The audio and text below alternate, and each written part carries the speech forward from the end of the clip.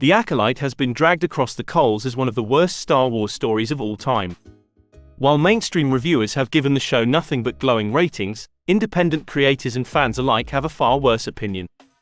On Rotten Tomatoes, the audience score is currently 14%. Now, the truth is that there are a number of reasons for this low score. Obviously, we do need to address the identity politics. However, there is a more important issue to address, and that is the actual story. To be clear, I am using the word story very loosely, as there is almost none. For the sake of being honest, I have completely checked out of Star Wars a long time ago. After the sequel movies, I watched the Han Solo movie, and that was where I ended things. It was clear that things would never return to normal again. While The Mandalorian gave me a sense of hope after reading the reviews, I never got into it. Looking back, I am glad I did not. All of this brings me to The Acolyte. I do not know why, but I am a sucker for a bad story. When I first heard how horrible it was, there was only one logical choice. Watch all available episodes. At this point, there is nothing that I can add that has not already been said by countless other YouTubers. There is no flow to the story. The main villain makes no sense, and neither does her backstory, mission, or motives. The entire show simply feels like the writers just wanted to insert their own ideals and beliefs into a once beloved franchise. At its core, it is easy to dismiss all the criticism as everyone simply being racist and sexist. Sadly, that is what is happening. It is funny how these racists and sexists never show their heads for series like Fallout and House of the Dragon. The truth is that including morals and messages in series and movies has always been a standard practice. However, there was a time when those messages used to be timeless morals that everyone could get behind.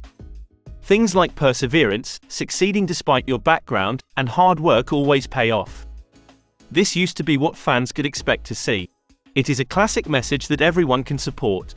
Yet, somewhere along the line, the plot changed to social messages. We simply know it as identity politics. The Acolyte is riddled with them.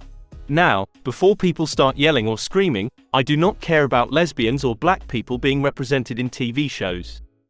If I look at how well people have scored in series like Fallout and House of the Dragon, neither have most other people.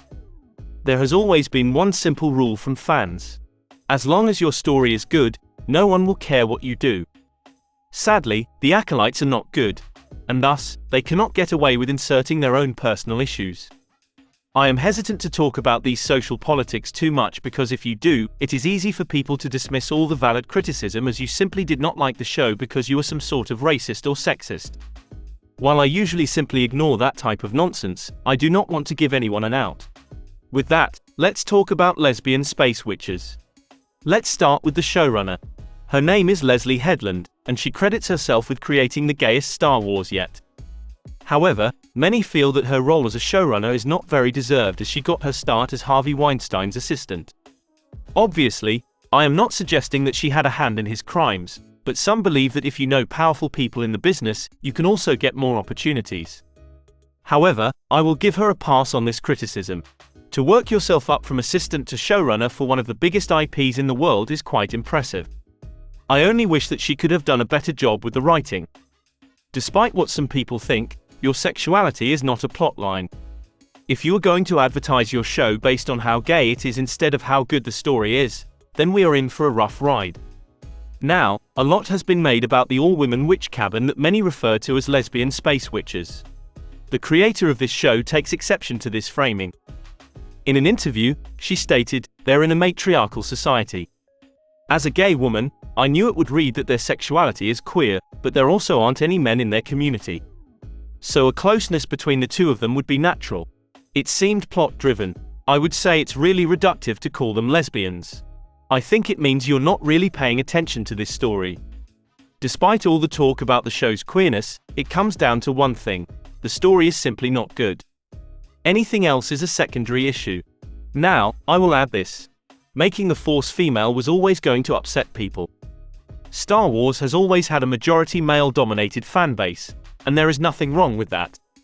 I do not think that they are trying to appeal only to men, but sometimes these things just happen. Barbie has a majority female audience. If you now just start inserting men in that IP in order to attract a new audience, you will start to upset the existing one. It does not mean that you are trying to keep anyone away from the fanbase. It just means that it is how the story was written, and based on that, a certain sex was attracted to the story. Of course, women, black people, and gay people should feel welcome in the fandom. However, writing subpar stories with a majority queer female cast is not the way you should be going about things. If you want more representation, the least you can do is find competent writers who actually respect the IP to come in and create a story that focuses on quality over sexuality. Once you have done that, you can cast more diverse leads. I will say it again. Just look at Fallout and House of the Dragon.